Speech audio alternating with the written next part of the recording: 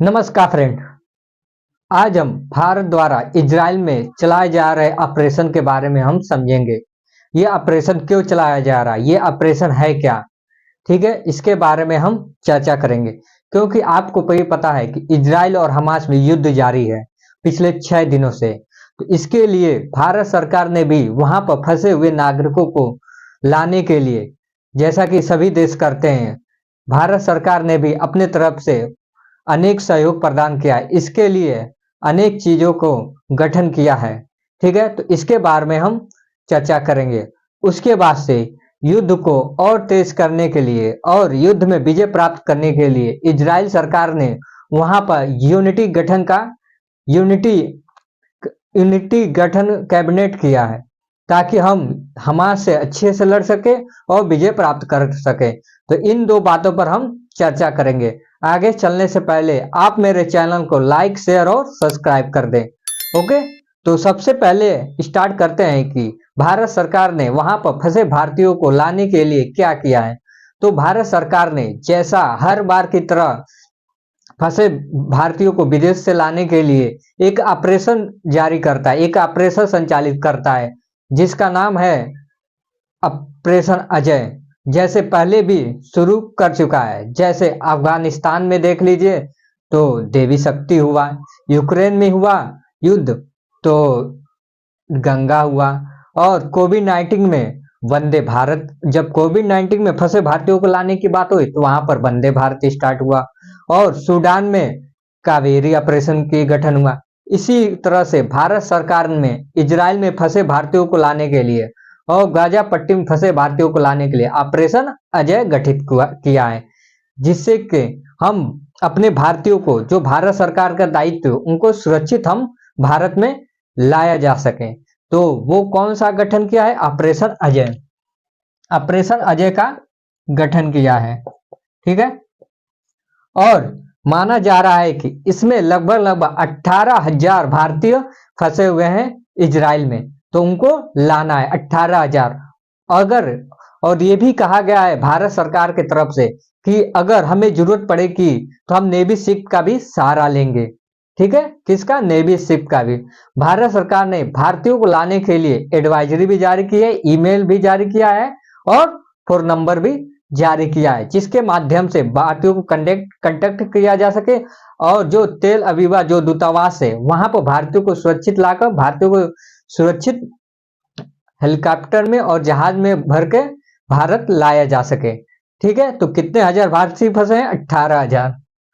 18,000 भारतीय फंसे हैं, और नेवी शिप का भी सहारा लिया जाएगा, नेवी शिप का, ठीक है।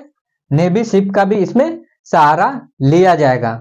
इससे पहले भी भारत सरकार ने अनेक ऑपरेशन गठन किए हैं, जैसे अफगानिस्तान हम समझते हैं, कावेरी सूडान के लिए, सूडान के लिए, अफगानिस्तान के लिए देवी शक्ति, ठीक है, और यूक्रेन रशिया युद्ध के लिए, यूक्रेन रूस युद्ध के लिए गंगा, ठीक है। और वर्तमान में इजराइल और जो हमास युद्ध, उसमें भारतीयों को लाने के लिए अजय, ऑपरेशन अजय। इजराइल के लिए ऑपरेशन अजय, ठीक है।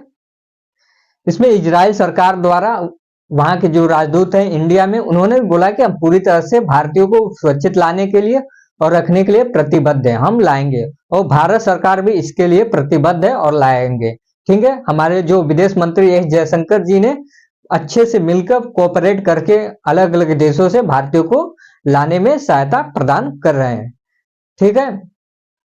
अब हम डिस्कस करते हैं कि ये यूनिटी गवर्नमेंट है क्या, जो इजराइल सरकार ने गवर्नमेंट किया है।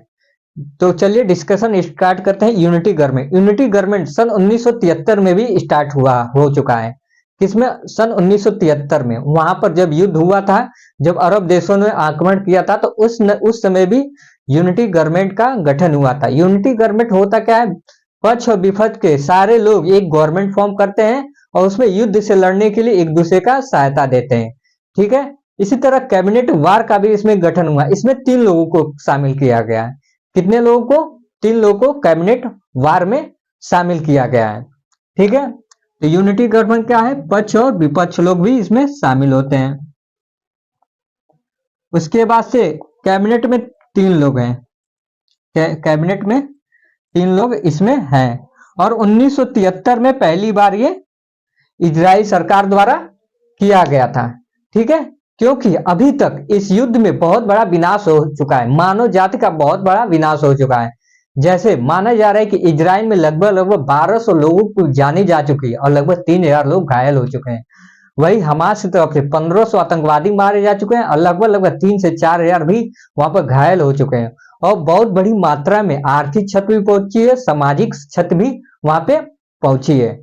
ठीक है, इसकी वजह से जो युद्ध चल रहा है इसमें हर देश के लोग प्रभावित है, चाहे अमेरिका को हो, रूस के हो, भारत के हो, जितने भी लोग हैं, चाहे अरब कंट्री के लोग हैं, सभी लोग प्रभावित हुए हैं। इसकी वजह से अमेरिका के लगभग 20 लोग वहां पर फंसे हुए हैं और वर्तमान में अमेरिका के जो प्रधानमंत्री हैं वो भी इस समय रसिया के दौरे पर हैं। विदेश जो मंत्री है वो भी रसिया पहुंच चुके हैं। ठीक है, इसके साथ ही जो अलग अलग कंट्री में जो इजरायली रहते हैं वो भी अब युद्ध में शामिल होने के लिए अपने देश आ रहे हैं, अपने वतन आ रहे हैं, ताकि कैसे भी करके इस युद्ध को जीता जा सके और हमास जैसे आतंकवादी संगठन को समाप्त किया जा सके।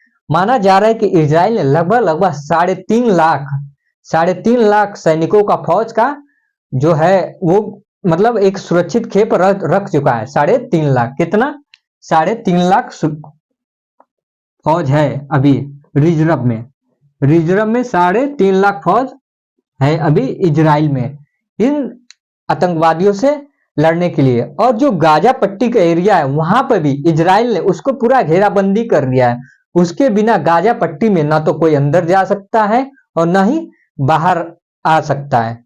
ठीक है, जैसा कि आपको पता है यूनाइटेड नेशन के बारे में, यूनाइटेड नेशन अलग अलग देशों में सहायता पहुंचाता है और मानव अधिकार का कार्य करता है। उसी तरह गाजा पट्टी में भी यूनाइटेड नेशन अपना सहायता पहुंचा रहा था और वहां पे लोगों को भोजन, खाना, रहना, दवा, हर चीज की सुविधा पहुंचाया जा रहा था। लेकिन माना जा रहा है कि अब सिर्फ वहां पर जो सहायता प्रदान किया जाता है वो सिर्फ 12 दिन का ही बचा है। तो ये भी एक बहुत बड़े टेंशन की बात है। वहां पर जो गाजा पट्टी एरिया है वहां की सारी सप्लाई बंद हो चाहिए, चाहे इलेक्ट्रिक सप्लाई हो या गैस लाइन, पाइपलाइन या जो भी सप्लाई है उसको इजराइल सरकार द्वारा बंद कर दिया गया है इस आतंकवादी हमले की वजह से। ठीक है, क्योंकि ये जो हमला है, जो युद्ध है, ये कब तक चलेगा कोई नहीं बता सकता। ठीक है, सभी देश अपने अपने हिसाब से इस युद्ध का आकलन कर रहे हैं। ये युद्ध विश्व को 2 खेमे में बांट दिया, तो कोई इजराइल के पक्ष में है तो कोई फिलिस्तीन के पक्ष में है। अपने देश में भी फिलिस्तीन का सहारा लिया रहा है, फिलिस्तीन को सपोर्ट किया जा रहा है। कई ऐसे लोग जो फिलिस्तीनियों का सपोर्ट कर रहे हैं। ठीक है, तो इन सब बातों पर आज हमने चर्चा किया, हमास के बारे में और भारत सरकार ने जो भारतीयों को लाने के लिए जो ऑपरेशन का गठन किया है उसके बारे में, ऑपरेशन अजय। तो आज के लिए बस इतना ही है। Thank you so much. जय हिंद।